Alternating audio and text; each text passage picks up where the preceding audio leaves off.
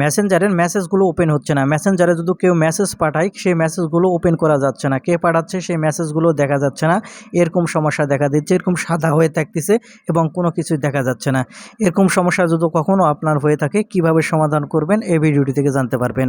আমি মূলত এই ভিডিওটিতে দেখিয়েছি মেসেঞ্জার থেকে মেসেজ আসলে সেই মেসেজ যদি না এখানে দেখা যায়, সেই সমস্যা কিভাবে সমাধান করতে হয়। আশা করি সম্পূর্ণ ভিডিও জুড়ে থাকবেন। আর মূল ভিডিওতে যাওয়ার আগে ছোট্ট একটা রিকোয়েস্ট করবো, শুধু ভিডিওটিতে একটা লাইক দিয়ে দেবেন। তাহলে চলুন সম্পূর্ণ ভিডিওটি দেখতে থাকুন। আপনাদের মেসেঞ্জার থেকে কেউ মেসেজ পাঠালে সেটা দেখা যাচ্ছে না, এই সমস্যা কিভাবে সমাধান করবেন। তো সেই জন্য আপনারা সর্বপ্রথম যে কাজটি করবেন, আপনাদের ফোনের গুগল প্লে স্টোরটি ওপেন করে নেবেন। গুগল প্লে স্টোর ওপেন করার পর এখান থেকে মেসেঞ্জার লিখে সার্চ করবেন, তাহলে মেসেঞ্জারটি চলে আসবে। এখানে আপনাকে মেসেঞ্জার আপডেট করতে বললে অবশ্যই আপনার মেসেঞ্জারটি এখান থেকে আপডেট করে নেবেন। এখান থেকে মেসেঞ্জার আপডেট করা হয়ে গেলে এখান থেকে আপনারা ব্যাক বাটনে ক্লিক করবেন।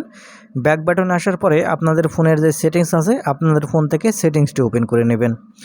এখন এখান থেকে আপনি যখন সেটিংস ওপেন করে নেবেন, আপনাকে এরকম ইন্টারফেসে নিয়ে আসবে। এখন এখান থেকে আপনি যে কাজটি করবেন, এখান থেকে অ্যাপ অ্যান্ড নোটিফিকেশান অথবা অ্যাপ ম্যানেজমেন্ট নামের আপনার একটা অপশান থাকবে, সেটিংস থাকবে, সেটা এখান থেকে ওপেন করবেন।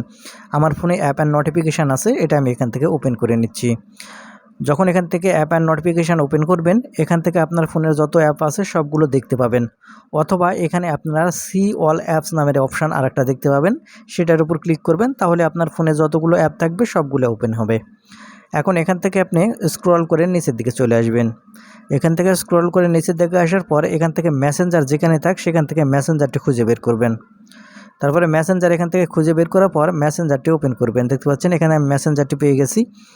এখন এখান থেকে আমি এই মেসেঞ্জারটি ওপেন করে নিচ্ছি। আপনারা মেসেঞ্জারটি ওপেন করে নেবেন। মেসেঞ্জার ওপেন করে নিলে আপনাকে এরকম ইন্টারফেসে নিয়ে আসবে। এখন এখান থেকে আপনি একটু নিচের দিকে যদি লক্ষ্য করেন, তাহলে এখান থেকে দেখতে পাবেন স্টোর অ্যান্ড ক্যাশ। আপনি এখান থেকে store and cache option open করার পর এখান থেকে ক্লিয়ার ক্যাশ যে অপশানটি দেখতে পাবেন, এখানে ডিলিট করে দিবেন, এখান থেকে ক্লিয়ার করে দেবেন। দেওয়া হয়ে গেলে এখান থেকে mobile data and wifi option দেখতে পাবেন, এটা ওপেন করবেন। করলে এখান থেকে যে ব্যাকগ্রাউন্ড ডেটা আছে অ্যানেবল বাটন অফ থাকলে অবশ্যই অন করবেন, কারণ অন যদি না করেন দেখা যায় মেসেঞ্জারের কোনো কিছু ভালো মতো কাজ করবে না, ঠিক মতো কাজ করবে না। সেক্ষেত্রে অবশ্যই এখান থেকে ব্যাকগ্রাউন্ড ডেটা অ্যানেবল বাটনটি অন করে দিবেন। এটা আপনার কাজ হয়ে গেলে এখন এখান থেকে আপনারা ব্যাক বাটনে ক্লিক করে চলে আসবেন।